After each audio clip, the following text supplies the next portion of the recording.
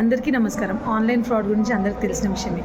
కొత్త తరహా ఫ్రాడ్ ఏంటంటే మనకి ఏదైనా షాప్ కానీ ఏదైనా సేల్ చేసే షాప్ కానీ, కిరాణం షాప్ కానీ, మనీ ఫైనాన్స్ ఇట్లా ఏదైనా షాప్ ఉండని, ఇట్లా ఉన్న దగ్గర ఎవరో పర్సన్ ఒకరిద్దరు పర్సన్స్ వచ్చి మాకు మెడికల్ ఎమర్జెన్సీ ఉంది, మాకు ఇమీడియట్గా క్యాష్ కావాలి, మాకు తెలిసిన వాళ్ళు వేరే స్టేట్లో ఉంటారు, వాళ్ళు మీ అకౌంట్లో డబ్బులు వేస్తారు, మీరు మాకు అది క్యాష్ రూపంలో ఇవ్వండి అని చెప్తే మనం ఏమనుకుంటాం, మనం వాళ్ళకి హెల్ప్ చేస్తున్నాం అని అనుకుంటాం.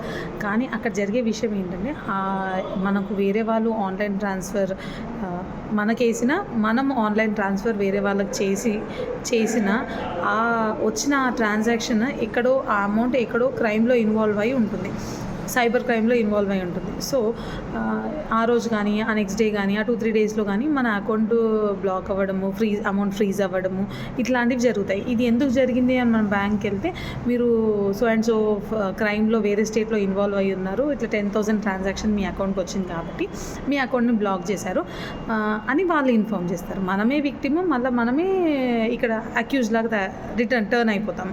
సో మనకు ఎవరన్నా వచ్చి ఎమర్జెన్సీ ఉన్నాము, అమౌంట్ అకౌంట్కి ట్రాన్స్ఫర్ చేయిస్తాము, అమౌంట్ ఇవ్వండి, లేదా మేము అమౌంట్ ఇస్తాము మీరు అకౌంట్కి ట్రాన్స్ఫర్ చేయండి అని ఇలా అడిగితే 1-2 సార్లు ఆలోచించుకొని ట్రాన్సాక్షన్ చేయండి.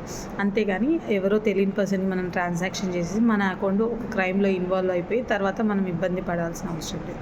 సో ఎవరైనా అకౌంట్ ఇట్లనే బ్లాక్ అయిపోయి ఉంటే 1930 కాల్ చేసి ఇన్ఫామ్ చేసుకోండి. Thank you so much.